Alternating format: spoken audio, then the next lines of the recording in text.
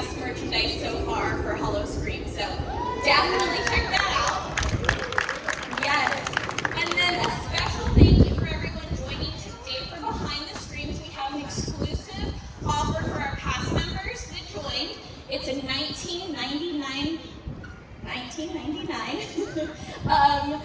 Hollow Scream ticket. So if you guys want to check out Hollow Scream and all of its haunts and thrills, lights off, tonight, you guys can head over to Arctic Trading Post right behind us and grab that ticket so you can head over there after you see the haunted houses with the lights on. Awesome. Okay, perfect. So just an intro. So, like I mentioned, it takes a lot of people and all the teams in the park to make this event happen. It is definitely something we're very, very excited and proud to do every year. And these are the brains and the brawn of these events. So this is our, we've got 4 entertainment managers here, and I'd love you guys to just do a quick intro.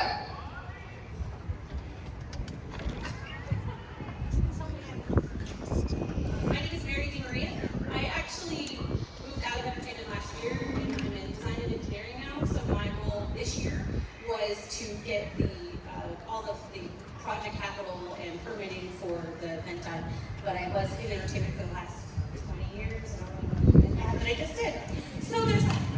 I did work at Hollow Scream back in Virginia for a year, and then so I was part of the team here. If any of you remember, we did Terrors of the Deep as well. So I was a part of that originally, and then so I opened the Hollow Scream here 4 years ago, and I just thought, let it go. My name's Leo Gentleman. I've been here almost 14 years.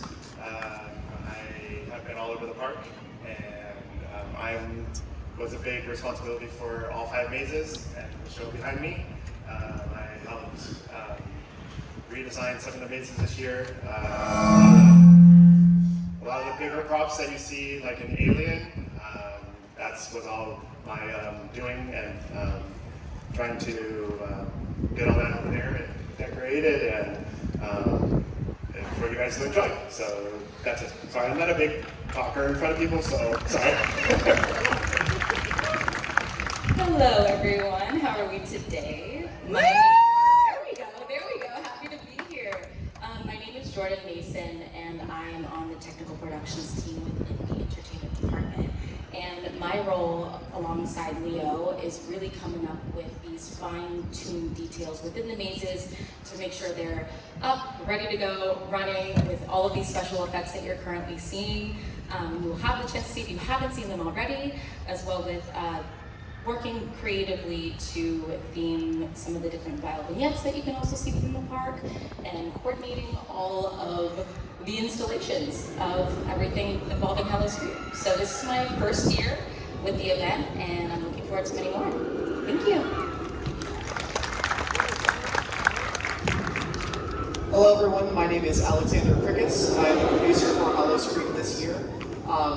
I've been here about 4 years, or I've been here for 4 Hollow Screams now, just over 3 years. I started a couple days before the first Hollow Scream opened year 1, and this year one of the big responsibilities I was involved with was updating a lot of the scare zones, as well as the additional bio vignettes, as well as getting the casting and all of the performers ready to scare.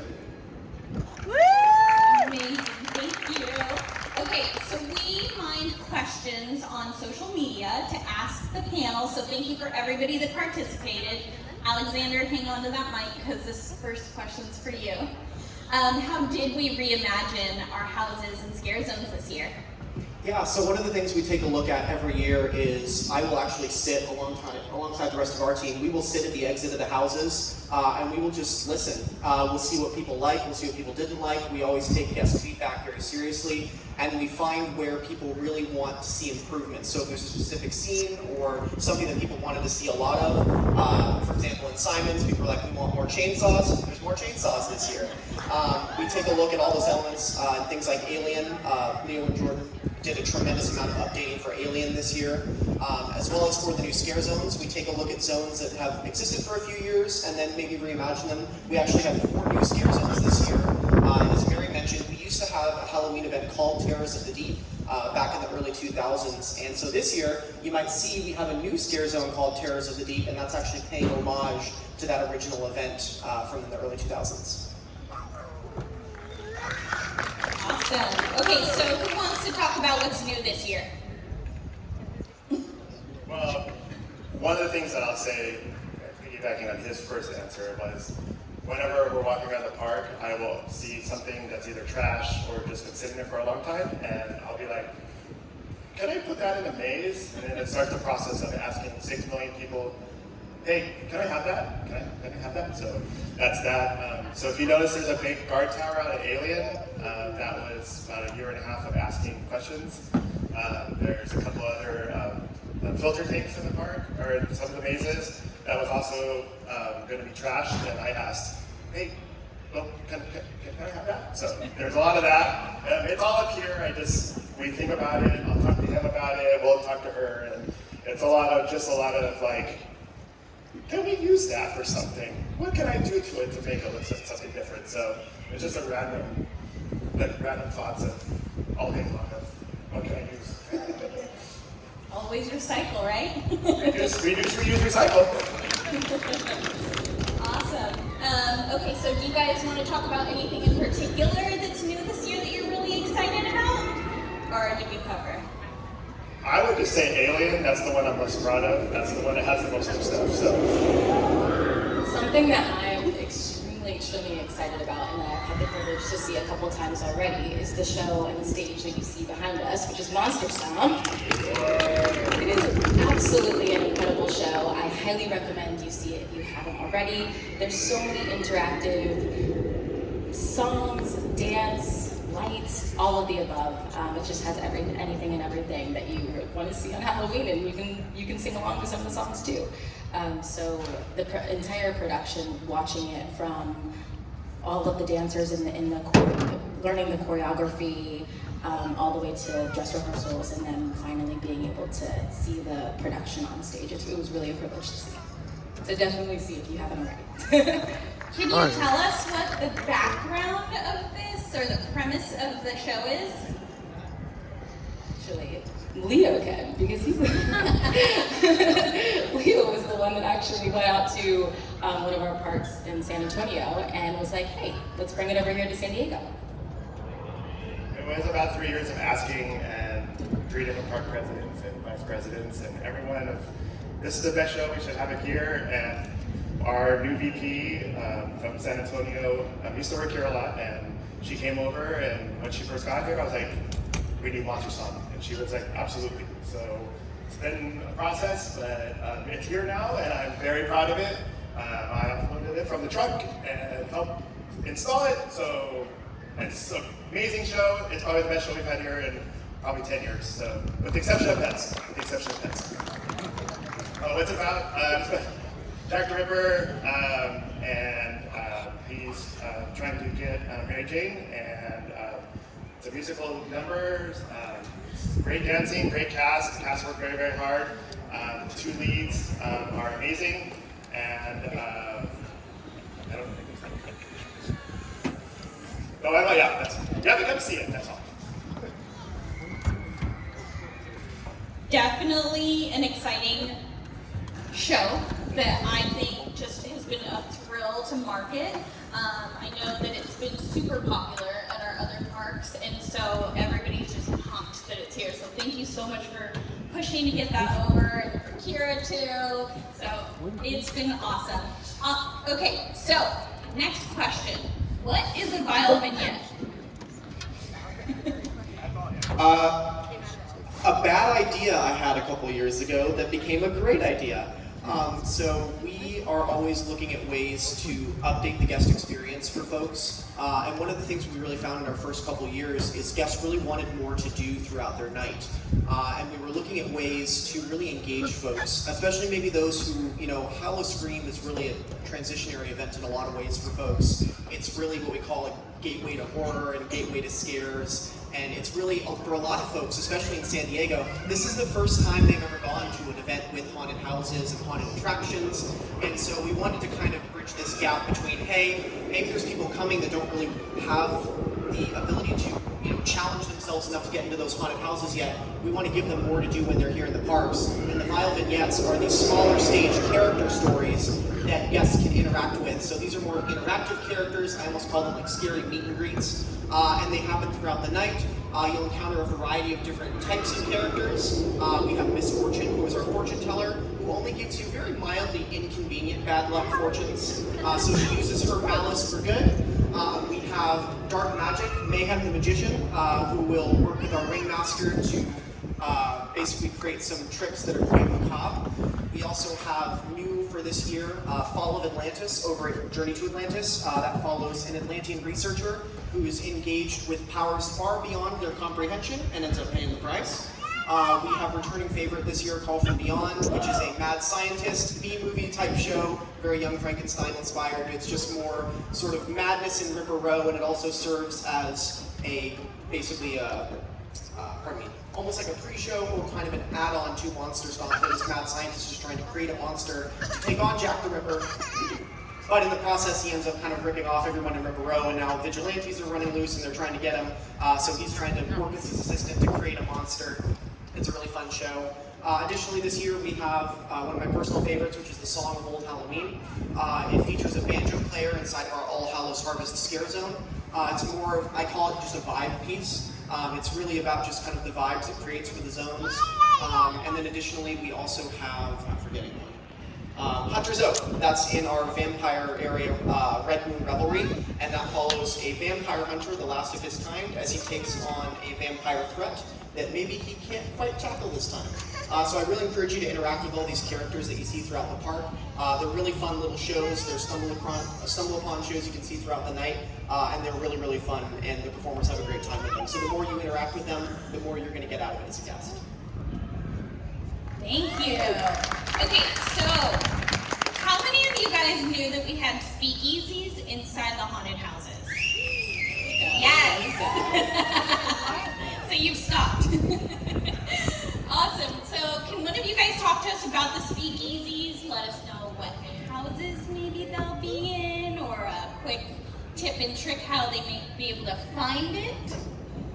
So, speakeasies are in 3 of the houses: Simon's, Alien, and I'm missing one, and Circus. And in those speakeasies, in order to gain access to them, you will have to go on your social media platform of Instagram and make sure you follow HallowScreamSD, and every single day we'll be posting the password to enter each of these speakeasies. So it's basically a separate room that you can go into, have a drink, have a little kind of a break from your average maze walk, what that would be like, and experience a little extra room within each maze. Amazing. And how did we come to this idea for the speakeasies in the houses? Once again, looking at a lot of the trends we see in the industry, we really look at ways that we can differentiate ourselves from other folks, and we looked at opportunities to kind of engage more and kind of give things for people and for those repeat visitors. So adding the speakeasies to the houses really encouraged repeat visitation and really encourage people to spend more time in these creative spaces that we've spent so much time designing. And so it really gives you the opportunity to kind of immerse yourself in the world a little bit longer. And if you look around, there's all kinds of Easter eggs hidden in the mazes, especially in the Bermuda Club. That's a fun one. There's a lot of stuff on the walls. You can read reports from the folks that are working in this alien research center. So you can find little hidden details and Easter eggs, including references to past attractions such as Wild Arctic. You can see a poster in there for advertising. They're looking for pilots for jet helicopter rides. If anyone knows Wild Arctic, you know what I'm talking about. So there's just all that kind of fun stuff. There's some fun hidden details that we added there as well. Great. So I think this next question might be for Leo and Mary, since you guys have been hanging out with us for quite a while. So the people want to know how you get involved in something like Hollow Scream, maybe the entertainment department. How do we start this career? I used to work park ops, and I befriended her, and started asking questions about everything and weird things that I would see. And like, we used to go to an event here, SeaWorld. I don't know if any of you remember SeaWorld. One of the fun facts was that some of that stuff we rented. Like, I didn't know, like, we had a company that makes snow. Like, we would bring in this guy, and his name was Denny. He was funny as all get up, and Denny could fix a run just by looking at it, be like, hold it 1 second, and just scrape it, and started talking to her and a couple of the other TPSs, and we just became friends, and there was a seasonal position, and went from there. My first part of entertainment, I started helping with the Christmas lights, and just stayed on from there, and went to Wild Days, and everything just, you know, I loved it. Like, I never knew this was my dream job, but this is my dream job, and I love it. And a big part of it is from her, so, you know.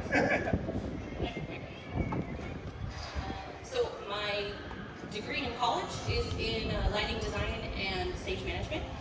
But even before that, in high school, I did a lot of theater and stuff like that. So it's one of those theater kids. And it's really funny because I started here originally in merchandise because all my siblings were in merchandise, so we were just here. And then I was waiting for my sister because we carpooled that day, and she was off a little bit later than me. And I was sitting in the back of her truck, and a guy from high school drove by me, and he goes, "What are you doing?" And I was like, "Oh, you know, whatever, merchandise, la la la." And he goes, "Why are you not in the entertainment department?" And I'm like, "What do you mean?" Because he was not a theater kid in high school, but he was like, "This is your department, this is your home, let me give you a name." So I called Brian, who was the supervisor of theatrical at the time, and told him, "What are you doing, whatever," and I left merchandise as a supervisor in the gift and was it the surf shop, I think is where I was, and went over to entertainment, and I started spotlighting giant whales, and it was the best summer ever. And we were also doing the ice show here, so I got to play with a lot of like the fun lighting that I was trying to study about in college, and so I got to be here to pay for it.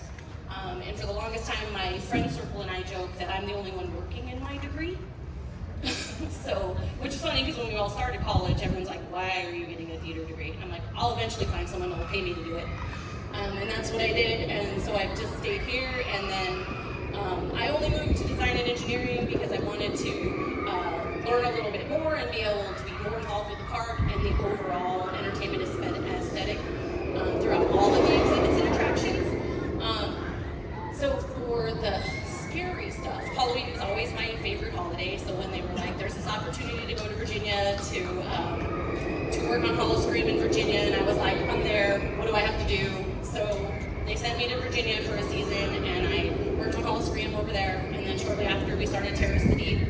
I did my longest shift ever in the world for me. I did a 22-hour shift to set up Terrace of the Deep, and it was like, I was exhausted, but I loved it. So then when Terrace of the Deep went away, and we went on to the other kinds of events, it was still really exciting because, you know, we had Lunar New Year, we had Wild Days, and we had Seven Seas, which is my baby. And then we had our Spooktacular, which is, I love Scary Halloween, but Spooktacular is my favorite. Because Otto and Penelope, those are the octopus and the pumpkin fish, are still my favorites. I take a picture of them every year with my kids. So it just kind of went on from there. Where I like to joke with everyone that I came here with a seasonal job and then I forgot to leave, which I think is what happens to a lot of people. I think you're right. I think, you know, Och used to feed the fish. Our VP of zoology used to just come in as a part-time person feeding our animals, and now he's the VP of zoo. And so I think a lot of people have forgotten to leave because they just fell in love. It's the people that keep us here with each other. We love being with each other. Okay, well, the people definitely want to start checking out these houses. So I've just got one more question to wrap things up for you guys, and I want all of you guys to answer. What is your favorite part of Howl-O-Scream this year, and why?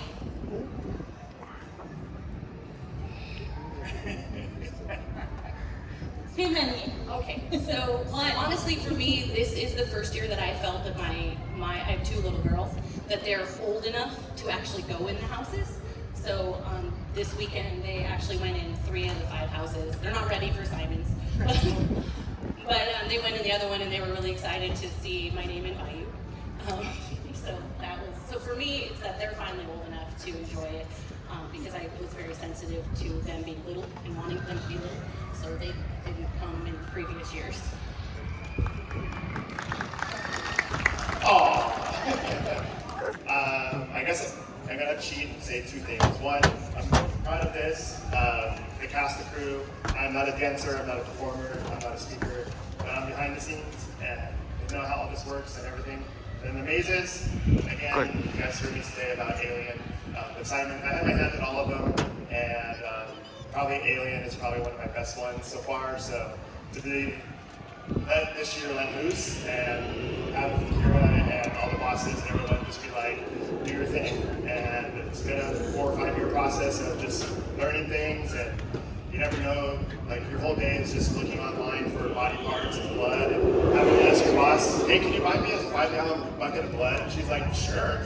So, you know, I think it's fun, you know, people walk in, you're like, what are you looking at? Nothing. You don't want to know, it's fine, don't worry about it, it's fine, it's fine. So I think that's probably the two things. The mazes and this is probably my most proudest moment. This is probably the most year that I've done so much and gotten so much done, and really, really proud of it. So.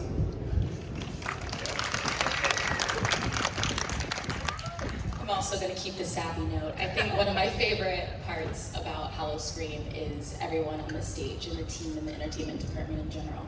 I am, like I said, this is my first year putting on Hello Scream with the team, and watching everybody come together and figure out what it takes, how interdepartments function with each other to put on an event for you all. And then the second part of that is actually seeing the reaction to all of the things that we do behind the scenes, because sometimes it's very easy to just get lost in the day-to-day of these little details that we're putting into the mazes, that we're putting into the violinists, what we're recording, what we're doing in general, and then being able to see people enjoy it is probably one of my favorite parts. So thank you all for being here.